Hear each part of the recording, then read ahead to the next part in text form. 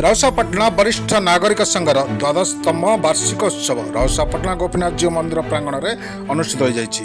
उक्त कार्यक्रम में मुख्य अतिथि भाव श्री विष्णु मोहन दास सामंत कटक जिला वरिष्ठ नागरिक महासंघर सभापति, सम्माननीय अतिथि पुरीघाट थाना अधिकारी श्रीजुक्त विश्वरंजन नायक, मुख्य वक्ता रवींद्र महापात्र पूर्वांचल वरिष्ठ नागरिक संघर उपसभापति, साधारण संपादक आईनजीवी सुरेंद्र मिश्र उक्त कार्यक्रम में वार्षिक विवरणी पाठ करते।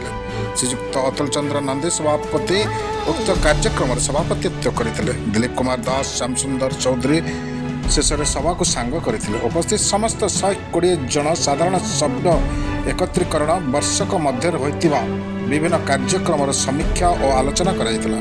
यह संघ वरिष्ठ नागरिकों मौलिक अधिकार को वंचित होतिबा घटनावली को नहीं कार्यक्रम करिथाए। यह संघ माध्यम ओडिशा सरकार तीर्थ भ्रमण योजना को तदारख करी वृद्धों को तीर्थ भ्रमण साहाय्य करिथाए। एपरिक संघ वृद्धा मानकर कौन समस्या थिले संघ पक्षर थाना माध्यम समाधान करा जाता है।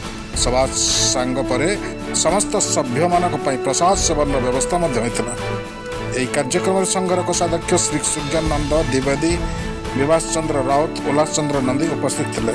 कटक ब्यूरो रिपोर्ट, वसुधा मीडिया।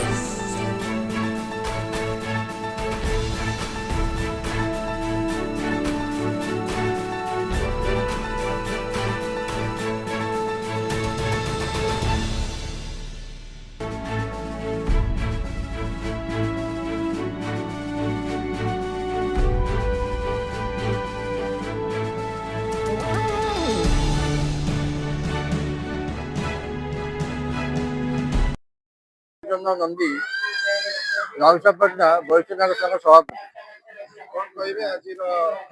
आज ये उत्कल दिवस आम ये प्रतिष्ठा दिवस रूपे प्रति वर्ष पालन कर आसुचु। आमर 12तम प्रतिष्ठा दिवस। तेणु यार उद्देश्य है आम समस्त संगठन किपरि एकत्रित हवा, मौज मस्ती करवा, खाଇବା पिया, वयस्क लोक मान मेल विभिन्न प्रकार जहाँ समाज सेवा हिसाब से आम वृक्षरोपण, जहाँ साइबर क्राइम जहाँ किसी आमर जो असुविधा रोचे आम थाना अधिकारी जन ताकू भी आम संशोधन करुचु। आमर ब्लड डोनेशन कैंप ये भी आम करी गोटे किसी यूनिट आम 30 यूनिट तो 30 यूनिट रक्त संग्रह भी आम करूँ, जहाँ ये आम राउसापाटनार एक गौरव। यही तीर्थयात्रा आम प्रति वर्ष सरकार सहायता जो तीर्थयात्रा सुजोग रही आम राउसापाटना वरिष्ठ नागरिक से सुजोग सृष्टि करी आम पठे पारुचु, जे कि आम संघ यार अवदान। तेणु यही कही मोर व्यक्तव्य प्रस्तुत। सुरेंद्र मिश्र, एडवोकेट सुरेंद्र मिश्र, राउसापाटना वरिष्ठ नागरिक संघर साधारण संपादक। मु सर्वप्रथम आज आमर जो वरिष्ठ महासभा तार आज वार्षिक उत्सव पालन अवसर रे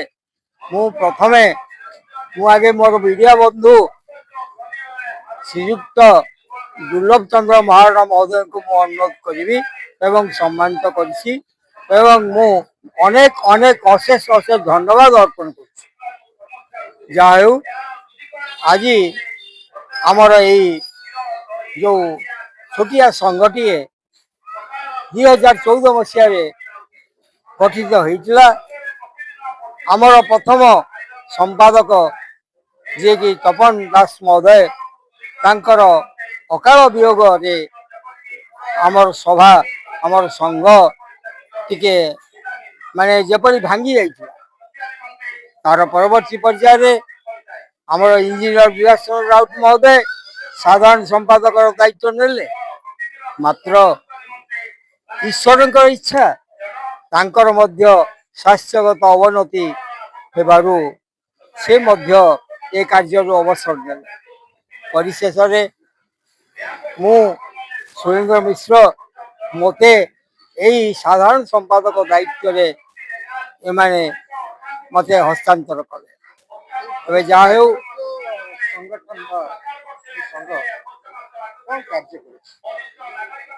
ଆପଣମାନଙ୍କର ଅବଗତି ନିମିତ୍ତ ମୁଁ ଏତିକି କହିବି, ଏ ହେଉଛି ଗୋଟିଏ ସେବା ସଂଘ।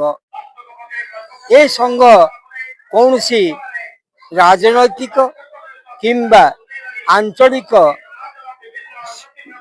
ସଭା ସମିତି ସମ୍ପର୍କରେ କୌଣସି ଧାଡ଼ ନାହିଁ। ତେବେ ଆମେ ଆମ ସଂଘର ଯେଉଁମାନେ ବରିଷ୍ଠ ବୃଦ୍ଧ ବୃଦ୍ଧା ଯେଉଁମାନେ ଅଛନ୍ତି ତାଙ୍କର ମଙ୍ଗଳ ନିମିତ୍ତ ଯଥାସମ୍ଭବ ଆମେ ତାଙ୍କୁ ସାହାଯ୍ୟ ସହାନୁଭୂତି କରି ଆସୁଅଛୁ।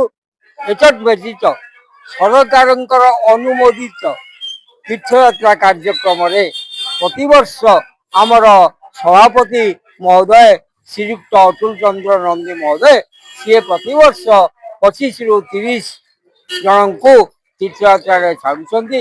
ଏତଦ୍ ବ୍ୟତୀତ ରକ୍ତଦାନ ଶିବିର, ଆମର ମହିଳା ଦିବସ, ଏପରିକି ଆମର କୃଷି ଛାତ୍ରଛାତ୍ରୀ ମାନଙ୍କୁ ସମ୍ମାନିତ ଇତ୍ୟାଦି କାର୍ଯ୍ୟକ୍ରମ ଆମେ ଜାରି କରି ଆସୁଅଛୁ। ତେବେ ମୁଁ ଏତିକି କହିବି, ଆମର ଏ ସଂଘ ବର୍ତ୍ତମାନ ଅତି କ୍ଷୁଦ୍ରତର ଅବସ୍ଥାରେ ଥିଲା, ବର୍ତ୍ତମାନ ତାହା ବୃହତ ଆକାରରେ ଧାରଣ କରିଛି। ଆଉ ଆମେ ଆଶା କରୁଛୁ ଏ ସଂଘ ନିଶ୍ଚିତ ଦିନେ କଟକ ସହରରେ ତାର ନାମ ତାର ଗୌରବକୁ ସେ ଅକ୍ଷୁଣ୍ଣ ରଖିବ। ଏଥିରେ ଅବକାଶ ନାହିଁ। ଧନ୍ୟବାଦ।